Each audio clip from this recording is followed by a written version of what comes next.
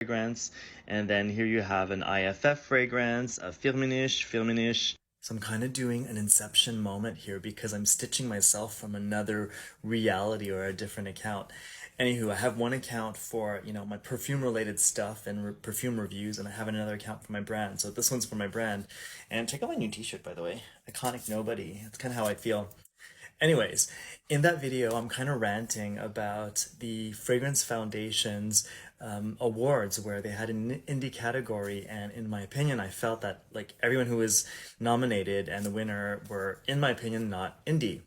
Reason being is that all those fragrances were produced or composed by, one of the big companies worldwide that is responsible for, I would say, like 97% of all fragrances out there. Anyways, there's nothing wrong with people working with these companies. I mean, they make great fragrances, but I sort of wanted to talk about my own process and the choices I had made when I was starting my brand because I don't think I've ever talked about it. And basically, several years ago, when I was dreaming up of my brand and how it was going to work, I was initially thinking of becoming a fragrance editor because that's something you can do. And most fragrance houses work that way in the sense that, they'll hire one of these companies that have their own perfumers and they'll create different versions based on a brief of perfume. And basically, the editor will just be like yes or no and ask for changes.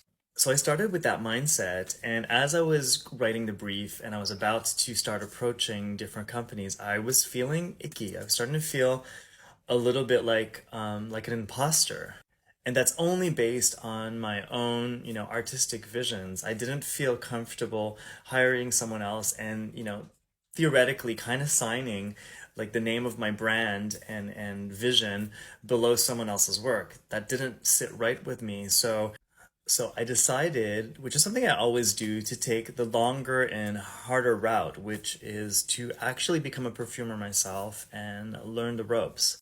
And this has been several years now, and I'm far from being, feeling like I'm completely on top of my game because it's still a learning process and it's likely a lifelong learning thing. But that being said, I became the perfumer of my own brand, and I feel much more comfortable with that. When I launched Art and Alchemy, I really didn't want it to become like a Givaudan project, if that makes sense. I just feel that there's a lot of that going on in the market, and I sort of felt like it was a trap, and artistically, that's not where I wanted to go.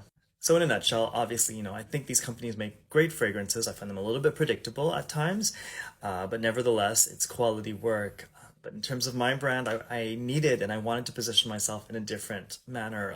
I can't compete against what's going on in Sephora, so I had to take like a radical different position, and I chose to take a more theatrical approach to perfumery.